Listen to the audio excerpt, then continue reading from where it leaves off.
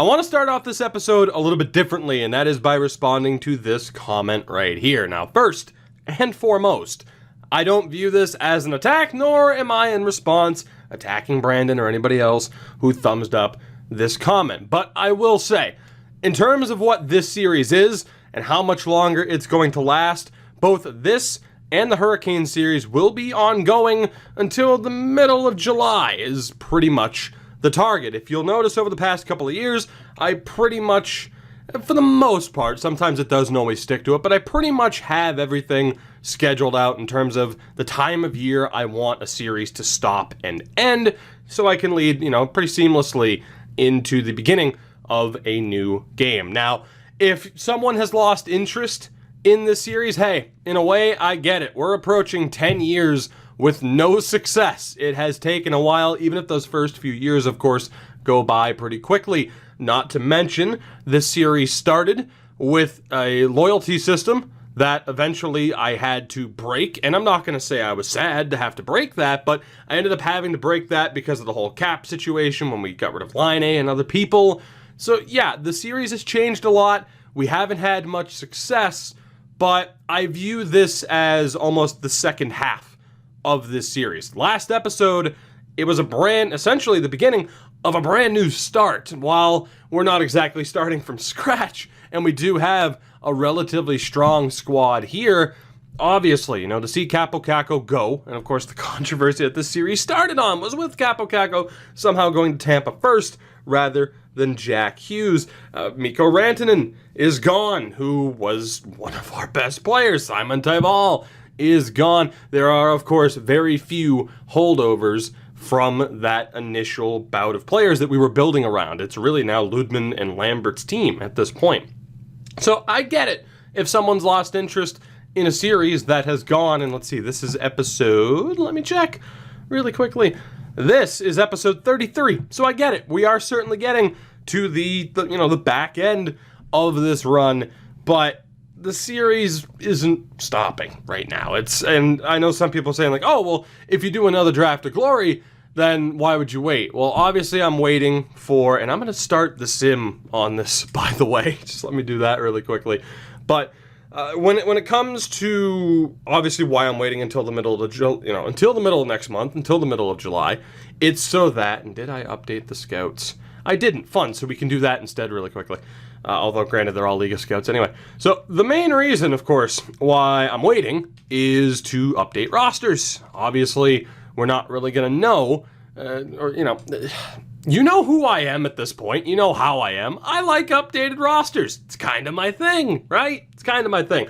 So, while the argument could be, well, if you do a Nations United, do you really have to care about updated rosters? And the answer is yes, considering I do still change overalls and potentials, and it would drastically affect how things go. Now, I will admit, I don't know what series are coming up next. Sometimes I plan ahead, sometimes it's a little bit of a spur-of-the-moment kind of deal. That's just how it works. But still, even then, I don't often do, a Draft of Glory back-to-back, and we probably won't. It'll probably be something different. But I don't know. Like I said, I don't view that comment as anything overly negative. Like, it's kind of how it goes. You get 30-plus episodes into a series like this, interest is going to start to die off, especially, too, when it's a team that has struggled to this extent. It's the way it goes, man. I don't have any other way to describe it. But like I said, I for the most part have things planned out. I know where I want to go with certain series, and like I said, middle of July should hopefully be when I have everything updated. This series will come to a close, whether or not we've won or not. The Carolina series will come to a close as well, and we'll be getting into what will pretty much be the final series for NHL 19, unless things change and I maybe start, like a third series a little bit later to really close out the year. That point I'm not entirely sure of. And actually here, we can just leave these two SHL scouts, we're fine. So anyway, I don't want to rant and ramble about it too much, right? I think you get the point. At least I'd like to think that you get the point. It's just, if the interest is dropped, hey, I understand.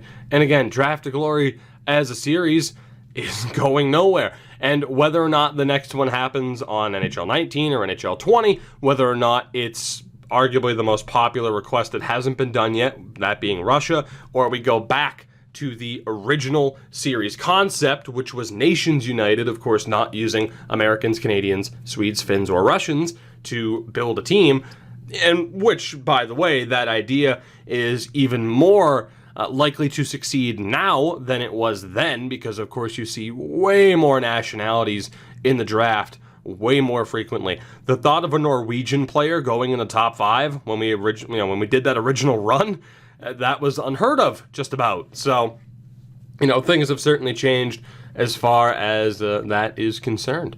But yeah, whether or not it's a Nations United, whether or not it's a Draft to Glory, whether or not it's a straightforward series, again, I'm going to keep the balance of having series, alternating between days more than likely. We pretty much have that format, I'll say down. I won't say, it's to a T. I wouldn't say it's perfect. But, the thought of having Carolina in a different game, Finland in a different game, and alternating between days, that's how it's going to go. So, odds are, again, you'll see a Nations United or a Draft to Glory replace this, more than likely, unless we roll with something else, which you never know. Again, I got a couple of weeks. Maybe I'll come up with something. Maybe there'll be a suggestion from one of you guys like, oh, you should do this next. And I'll be like, yeah, it's a really good idea. Let's do that.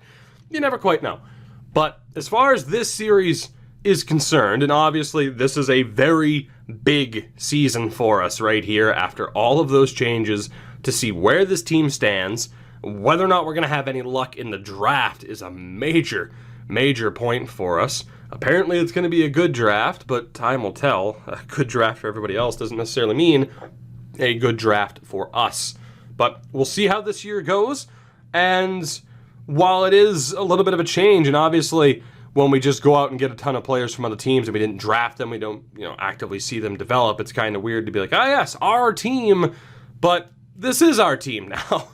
And we're going to see whether or not over the next few years, the final few seasons that we run with this squad, if we can find success, because admittedly, I think the series ending right now would be a little bit premature, and it's not that I want to give this team as many chances as possible to succeed, but in a way, kind of. This is it. This is our last ditch effort. It needs to be a combination of the players that we have, acquired over the last episode. It needs to be a combination of the players that we have right now and the players that are in the system, and maybe a couple of extra draft picks that find success, or we're not going to. And that brings us towards looking here at the draft class for the first time. There is a Swede in the top 5. No Finns to be found, except for Jussi Niinima, who could be top 10. Our scout ranking showing him at 15, which is a little bit scary, but time will tell. Hello. Okay. So this could be a good draft for us in terms of total depth. That's a good start. That's a very good start. So if you factor in who we have on this team, if we see that someone's not working, trade them, go out and get one of those guys in the draft, and we're good to go. January 1st is when I'm going to stop the sim for the first time, and we're going to take a look at how this team is doing. More importantly, at the individuals, to see if there's anybody who's underperforming. If they are, we make changes. And of course, we have players down in the AHL who aren't exactly AHL caliber players that can be bumped up if we trade people away for this season. But yeah, I think that pretty much covers it. I think.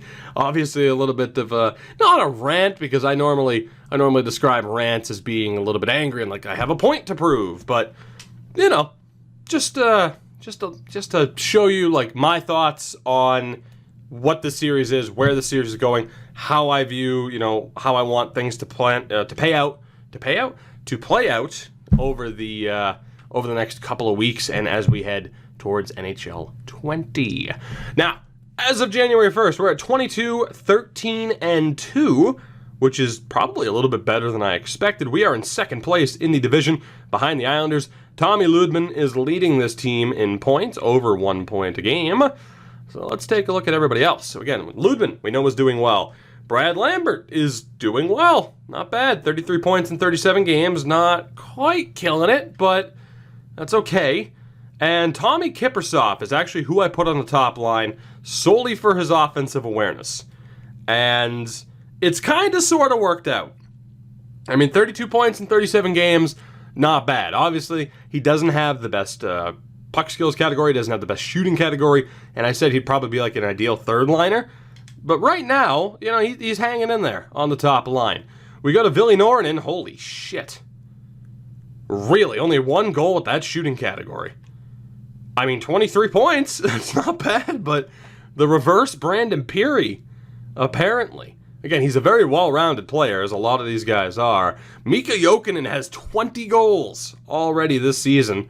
34 points in 37 games. And Esa Jokela, who I thought I'd put on the top line, ended up putting him on the second line. He's a point a game. So that top six is doing very well. I mean, Norrinen is perhaps the one guy I'd actively look at dropping, but he still has 23 points. So it's kind of weird. Tommy Osplund has 15 points. So again, for third liners, ideally he'd hit 30. He's on pace to do that. Rasmus Kupari has 20 points. And Marco Kapanen has 24. So no complaints there. And on the fourth line, of course, we put Samu Louis there. A little bit more of a defensive role for him, but he has 13 points, which isn't bad. Again, fourth liners, if they can hit 20 points, that's pretty damn good. Hamalainen has 11 points and only 7 for Petri Ramo. So I'm not really too upset with anybody there. I mean, as much as I'd like to get Lumala up into the NHL lineup, or Mika Pirnez and Vikola, those are the big three, of course, that are down in the AHL right now. Easy for me to say. But those are the three that I'm mainly intrigued by. And then, of course, we got guys like Martins, Suomala's still there. I don't really think we have to make any changes right now. We can still wait and see how this goes. Now, Tuomo Peltonen's on our top pairing. He has 9 points this season. I'm not expecting too much in terms of point totals. I would prefer that they have lower point totals and that the offense is putting up points. So I'm not too upset to see Tiervainen there at this point. Now, the argument could be made, well, maybe, because flat out, when I targeted players, I was looking mainly at who was a bit more well-rounded, who could put up points if we needed them to. I could have gone for just pure defensive defensemen. Maybe I should have. Kervainen with 16 points, 12 for Virtanen, 8 there, and nothing for Laaksonen, but an offensive -4. Nothing too crazy. Goaltending is a big one. How's Juha Hakarainen doing? Very well. 923 save percentage, I'll take it. Capo Kakkonen has not done very well, though, as the backup. And his face says it all.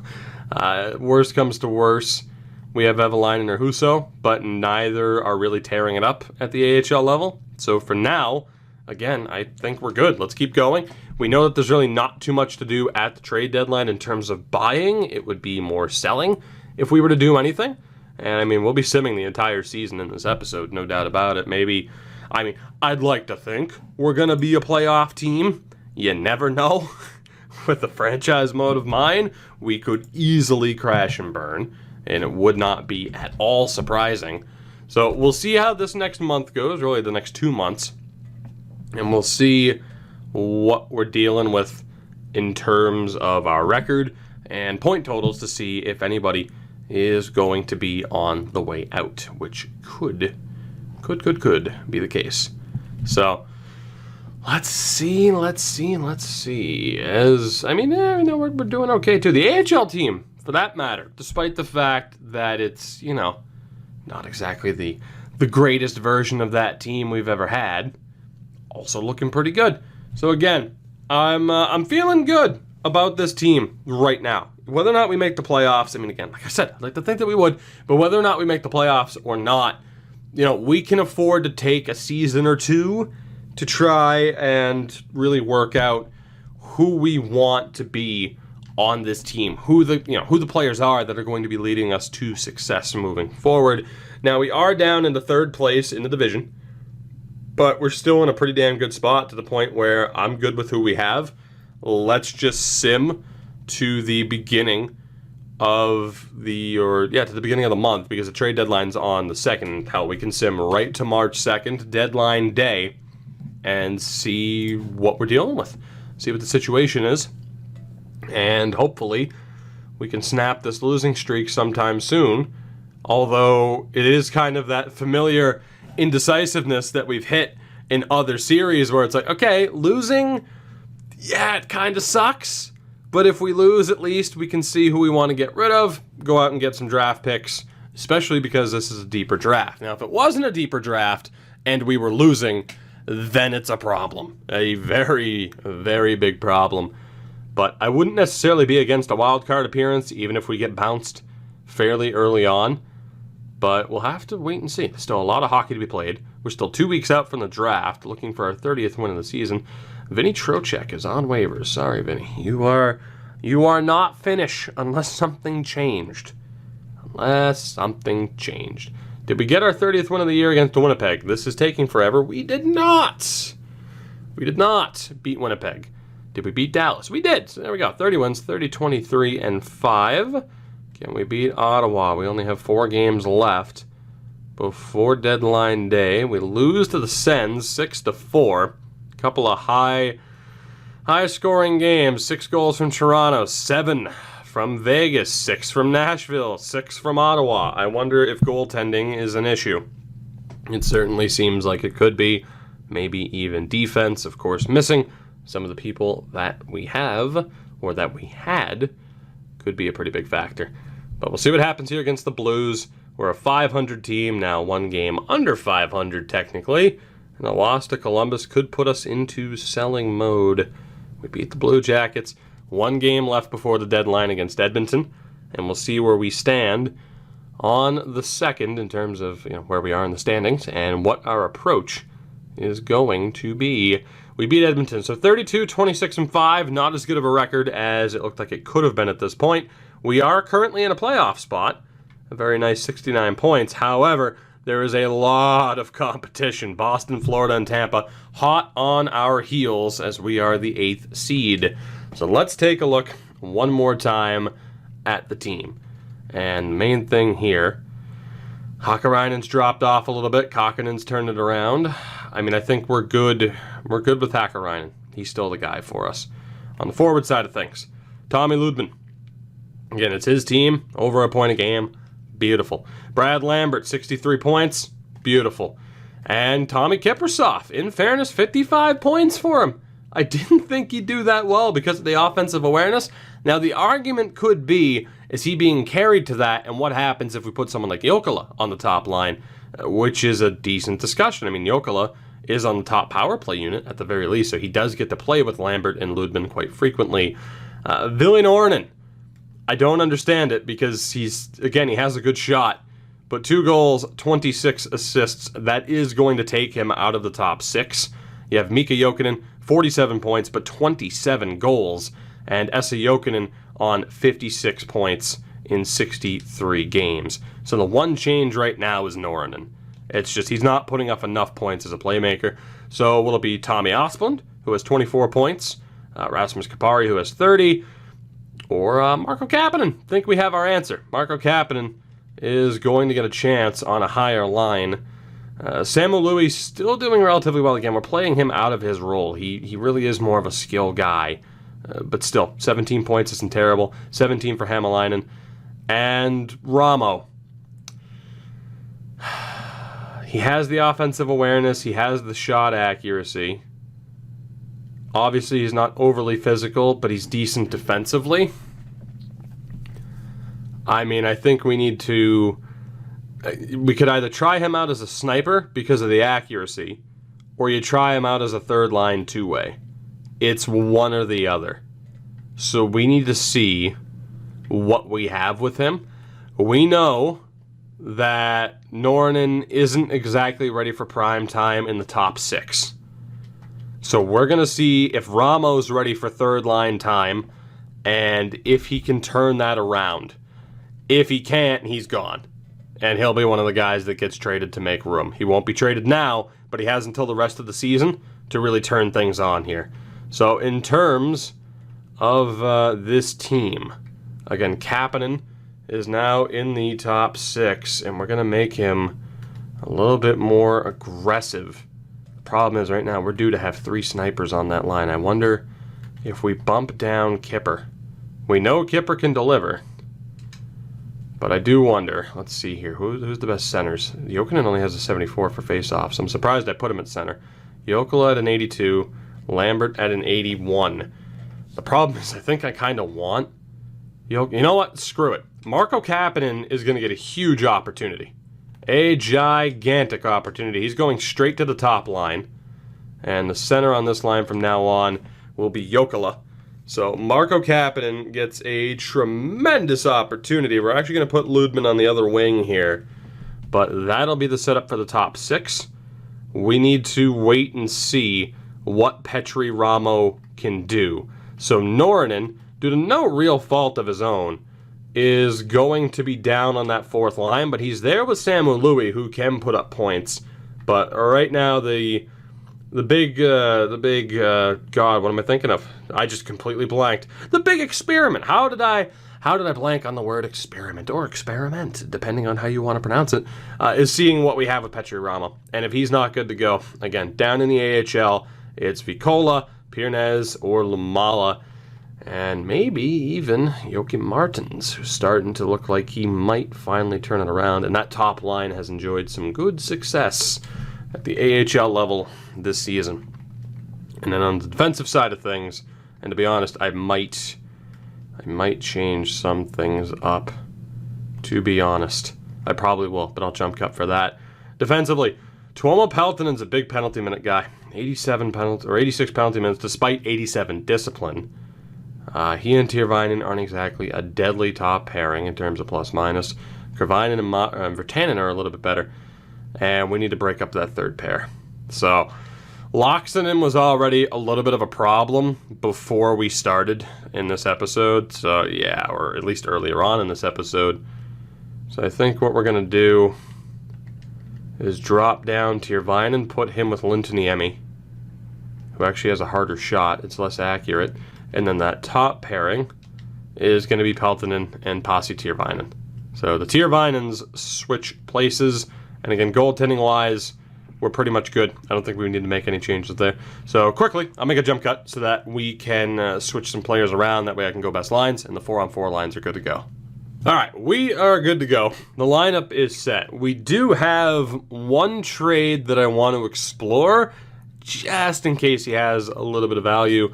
And that would be Loxinen, who, of course, we scratched. And I gotta be honest, Lintoniemi as well. I think we can just move on from both of them and kind of admit defeat with that 3rd pairing defense spot this season. Obviously, it would clear out a bit of cap. Not that we're really worried about that. But I think, try to get whatever value we can out of these two. And if Anaheim's actually looking to get rid of all of their top guys. So they're not going to be interested in moving picks. The Arizona Coyotes, however, are. It's just whether or not they can take these both players, and they can't. Detroit. Can you afford it? You can somehow. Cool. Even if it's a 1st rounder next year, I'm on board with that. How about a 1st and 2/3? What do you think for a bunch of hot garbage? They would take that, but they'd have to put Lintoniemi on waivers. What about a 1st and a 3rd? Still no. We're going to have to trade them separately. Can I get a 1st-round pick involving Loxinen? I think we'd have to give up a little bit. Of course, we still have 3 first-round picks this year, and not much else. It's a very top-heavy draft for us, which is fine. That still didn't go through. I was hoping it would. I knew it wouldn't move the value too much. I mean, Loxinen and a 3rd for a 1st is still a steal. And Detroit did it. Perfect. Let's go back to Arizona, and we'll see if we can deal Lintoniemi. And aside from that, like I said, I think I like who we have for now, or at least we need to see, like again, Ramo's the big one here. We need to see who else we have. Arizona still won't work for us, huh? Detroit probably won't. Is there another team that's interested? The New York Islanders, if you can afford him somehow, which you can, okay, go figure. What about your 1st-round pick? That's a little bit more valuable than I was hoping it was. They also had the Rangers' 1st-round pick, which is incredibly valuable. Let's go a 2nd and 2/3 and see what we're thinking about that. Too much. What about a 2nd and a 3rd? They'd take it, but they'd have to put a guy on waivers, so that deal is not going to go through. And from there, unless Anaheim works, but again, it won't, unless we get a 3rd-round pick next year and pretty much just spam draft picks. Cultivate draft picks. It's not going to work for Anaheim either. It's a good thing we're not trying to trade too many players because most teams can't afford it. Most teams can't afford it. They're too far up against the cap. Chicago, are you magically going to work for me? No, you're not. Colorado doesn't want him, and I need that extra added value. Edmonton. Ed Money. Damn it. I know what you're saying. We'll see if you can take a guy back. That's not going to help necessarily. Let's go back to the Islanders.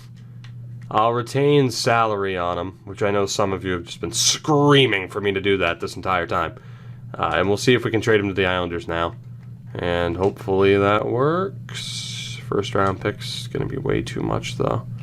Yeah, so we'll still do the third, the second, and the third. Is that enough, especially considering the whole, we'd have to, send the guy down. I mean, a second and a third works. Still no?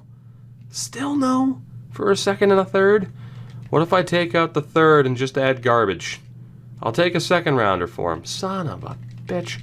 Okay, let's see. New Jersey's not going to work. Other teams on 48. Other teams on 48. There are very few teams that actually have spots. Arizona wasn't going to work. Chicago wasn't going to work. Detroit might be the only landing spot, even though they'd have issues with having to put somebody on waivers. But you know what? We're going to go for it. Well, what do you think? Take off a third. What do you think? Take off a third. What do you think? I'll take it. Second and the third for Alex Lintuniemi. And I have no idea who's going to get called up to play that third spot, that third pairing spot on defense. It's looking like it's going to be Vahalati, who's 28 at this point. He's just kind of a filler. Or we throw Ramo to the Wolves, which I don't know how I feel about that. I don't think I want to throw Ramo to the Wolves just yet. But we could. We could.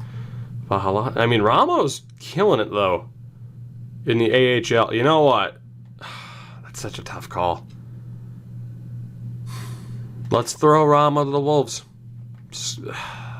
Let's not. I want to Edmonton this so much, but I won't.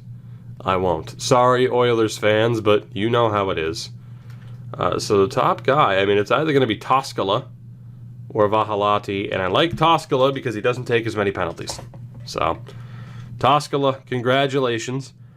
Don't fuck up this team, please. I'm begging you. I mean, I doubt that you will. I mean, as it stands, we're not a playoff team. He's an offensive defenseman, which, I mean, my God, his defensive... He's not the only defenseman that's developed like that, where he just doesn't have any offensive awareness whatsoever, but he's an offensive defenseman. It's super weird, but it's happened on numerous occasions in this franchise mode already with Finnish defensemen. I don't understand it.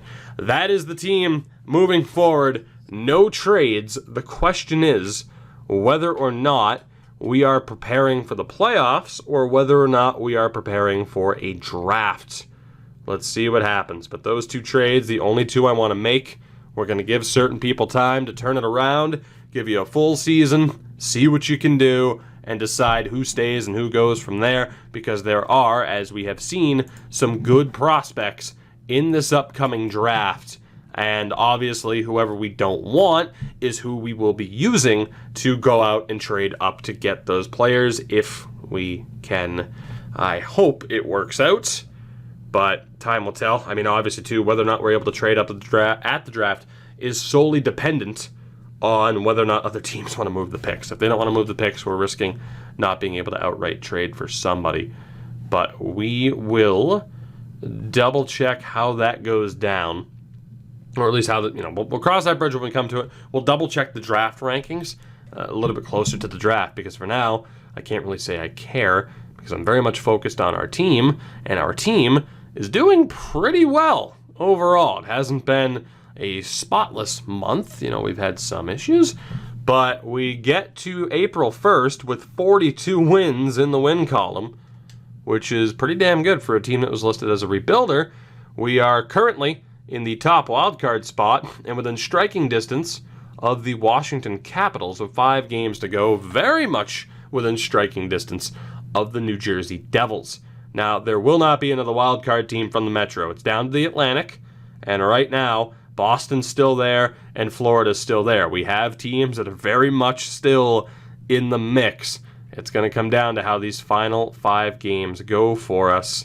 And Philly dropped points, so that is tremendous. A win here is probably what we're going to need to keep pace with the Devils, but we are up against the 105.48 win division-winning New York Islanders here in the Metro. So let's see if we can pull off the upset. Yes, we do. It was a barn burner, 8-5, but we get the win, and we pass the Devils, who ended up losing in overtime and or a shootout. And we're now just 3 points back of Washington. So we take on Calgary, who are not in the playoffs right now. 84 points, though. They are within striking distance. It's a big-time game for them as well, but they have been in horrible form. 2-7-1 in their last 10, but they do get the win 6-4. So the back-to-back really hurt us there. And now we play the Leafs. We are 1 point behind New Jersey with 3 games remaining. Still 3 games back of Washington. The Leafs, not a playoff team this year. This needs to be a win if we want to finish in the top 3 spot, and we get crushed 5-1 by a non-playoff team in the Leafs, and that puts us in danger. We're not going to catch Washington at this point, who have clinched a playoff spot. We might be able to catch New Jersey, but Philly's right there, as are, the Boston Bruins. And really, both are a threat. Philly's an immediate threat because, of course, they're currently not in the playoffs. We could easily make it. We could easily miss. We need a win here against Vegas, who are playoff bound, currently sitting 3rd in the Pacific Division. A 3rd straight loss would be devastating, and we do get a 2-1 win. That is still not enough, though, to clinch a playoff spot on that day, but it is as of the final day of the season. I think it's not. We need a win. It looked like we were in 3rd with New Jersey. We're in 4th. We need to win. If we lose this game to Colorado, who are not a playoff team, they're in dead last in the Central, 66 points. If we lose to one of the worst teams in the league, the Philadelphia Flyers could jump us. If we win this game and New Jersey drops points, we'll play Washington. We could easily miss the playoffs, or we could easily be taking on the Sabres. We could be taking on the Islanders. A lot of different possibilities here. We need a win, though, against a team that we should be able to beat 10 times out of 10 against Colorado. It is on the road. Nathan McKinnon and the Avs. Can we get this so important win? And that's a damn good start. Jokinen and Asplund with the goals. We're up 2-0. Second period, it's now 3. Tommy Ludman with the goal on Blackwood. And that is exactly the performance that we needed. Asplund with his second of the game. 4-0. And your Espoo Eagles are playoff bound off the back of a 30-save shutout from Hakkarainen. That is exactly what you want to see, and now we await the result of the Devils' final game. Are we taking on Washington? Are we going to be... Hell, New Jersey could miss the playoffs. Philly could still jump them. Are we going to be the 8th seed? Are we going to be the 7th seed? Are we going to be the third team in the Metro? Let's find out. So many different possibilities. And the results are still not in, so we'll see. Will Philly be able to jump New Jersey? Final day of the season here, I would imagine. And New Jersey jumps us. Philly also made the playoffs, so Tampa chokes away a playoff spot. It'll be Buffalo, Ottawa, Carolina, Islanders, Caps, Devils, Eagles, and Flyers. So New Jersey overtakes us. We will be taking on the Buffalo Sabres in the first round. We go over to the Atlantic side of the bracket. So, all things considered, we could have very well missed out on the playoffs. It's nice that with these changes, we are a playoff team yet again. It's a pretty damn good sign. Were we a top 10 team? We were 11th in the league, technically, but kind of tied for 9th, really, if you think about it. New Jersey only had us beat by, I believe, by that point. Actually, how many points did New Jersey have? 97? We had 96. So, really, we could have passed Chicago. It's ROW. Then we got passed on. Goals for per game at a 3.28, which was mid-table, closer to the top. Goals against per game. Where were we? Mid-table somewhere. Pretty much exactly mid-table. A 305, which isn't bad, all things considered. The power play was up there. Not bad. Top 6 power play, 24.2%. And the penalty kill at 77.9%, which is down there. So we'll certainly have to pay attention to the penalty kill. But I can't say I'm surprised that defense and goaltending is kind of our weak point. You look at some of the offensive talent we have on this team, it's not surprising at all. And actually, we'll go take a look at the other menu here first, because I want to see, in particular, Ramo. So let's see what we have here. We have Jokinen, who got bumped up to the top line, finished with 33 goals, 35 assists for the 23-year-old. I think he's going to stick around. 68 points. I think Mika Jokinen was a good pickup. I think he's safe. Get used to him. First round pick of the Kings. I have a feeling he's sticking around. Brad Lambert was one of the few that we stuck with, and he relished the opportunity to take a spot on that top line. A career high of 90 points, 37 goals as well, a new career high. Brad Lambert makes the most out of the opportunity. And then Tommy Ludman. Again, it's Lambert's team, it's Louis' team as the longest reigning members of the squad. And Ludman, 87 points in 82 games, 34 goals. Good stuff. Second line, Marco Kapanen, 27 years old, but coming off of a 56-point season. The plus-minus was a little bit questionable, but I can forgive that. I think Kapanen's probably safe, and we'll be looking to keep him around. That contract is a little bit rough, but we can deal with that for now. Esa Jokela, see no reason to get rid of him either. 69 points, which is very nice, 27 goals. I think he'll fit in just fine on this team. And then Tommy Kiprusoff finished with 64 points.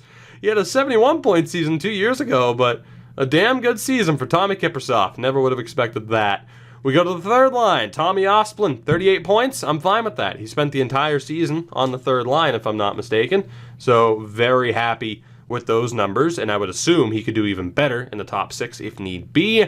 Rasmus Kupari stepped up. Wasn't sure if we were going to keep him, but 42 points this season on the fourth line.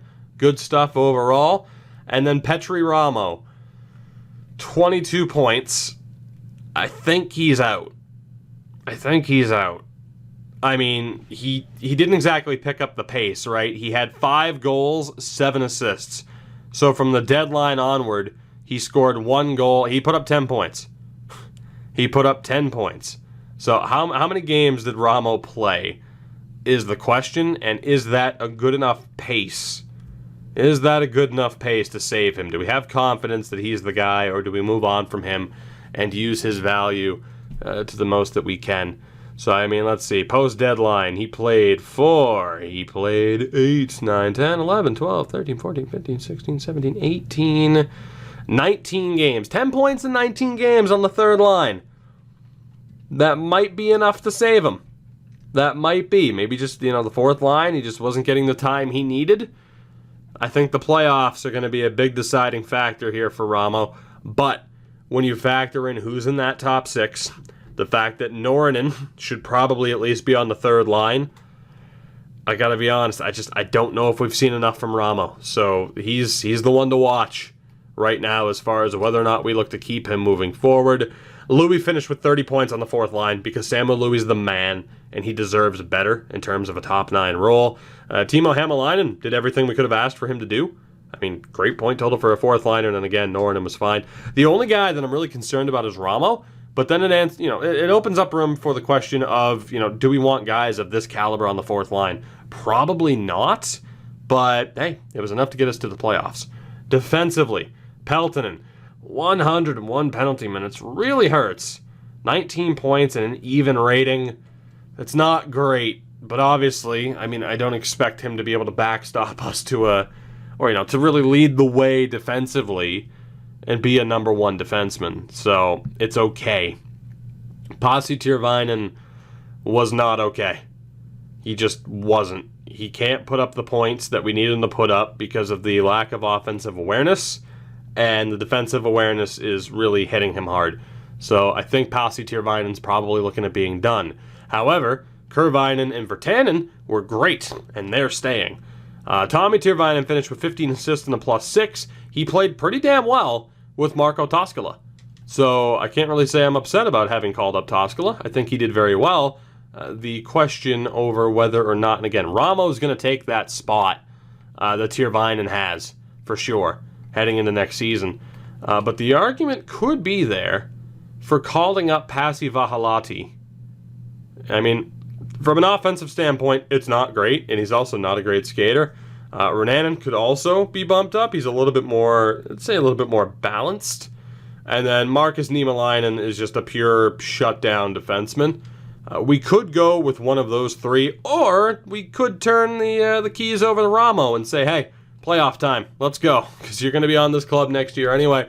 I'm not against taking Pasi Tyrväinen out for the playoffs. I really don't have too much faith in him. We've given him chances, and I think it's time to move on from him one way or another. So the defense is going to be a little bit weak heading into the postseason, and that's fine. And then Hakkarainen was okay. The big thing for him is what kind of development are we going to see in the upcoming offseason. And Kaapo Kähkönen did pretty well as the backup goaltender. Not complaining. He overcame that slow start. So Ramo's on the chopping block. I think that defenseman's on the chopping block as well. Don't want to confuse names because I just said a lot of names in very quick succession. But let's take a look around the league. And rest assured, we're about to see some of our former players at the top of the list. That's just how it works. But let's see. Jack Hughes, 111 points. Line A up there with Vancouver. Of course, he's still alongside Pettersson. Mikko Rantanen put up 96 points for the Los Angeles Kings, which is brutal. Of course, he was next to Salvador Persaud, so he had a pretty damn good playmaker to work with. That's for sure. Then Timo Meier, Holden Donovan, Brad Lambert, though, was up there, which you love to see. Sebastian Aho working with Jack Eichel.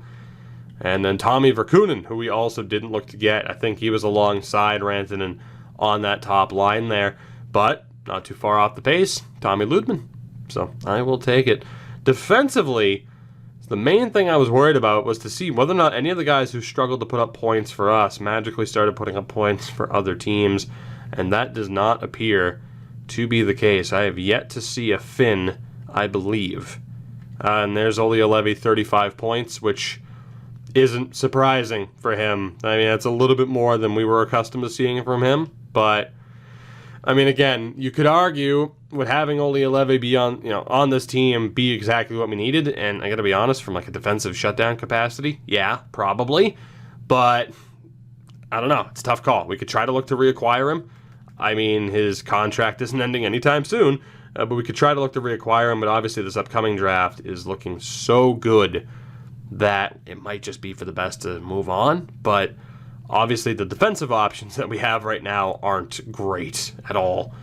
And then we'll take a look at goaltenders and the rookies. As Ronald Lamb won the most games, highest save percentage went to, amongst starters, Vasilevsky. Luukkonen killed it in Detroit, but of course he did. Kakkonen was up there, though. That's all that matters. Rookie skaters. It's going to be Jackson Beach, 26-year-old rookie for the Calgary Flames. A real Artemi Panarin, that guy, who is going to steal away the Calder from someone like Eric Waters out in Ottawa. So that brings to a close the 2028-2029 regular season. In the next episode, it's playoff time, yet again for the Finns. Despite the drastic amount of changes, we're back in the postseason, and standing in our way, Jack Eichel, Sebastian Aho, and the Buffalo Sabres. I will see you guys, hopefully, in the next one, if you're still sticking with me for this series. If you're enjoying it, you know what I'm going to ask you to do, because I'm a YouTuber. Drop a like, man. It'd really help out the channel. Greatly appreciate it, especially once we are really starting to approach the dead time for any sports game. As, summer months are normally pretty hard, but that's okay. We're going to battle through them. I thank you guys very much for watching and for supporting this series, for supporting me and helping me put treats in front of my dog, because, damn it, Emmy's a big fan of treats. What can I say? Hey, at the very least, just know that you watching this video is making my dog fat, probably. Because you can't say no to a cute dog face when they beg for food. At least I can't. I will see you guys next time. Goodbye.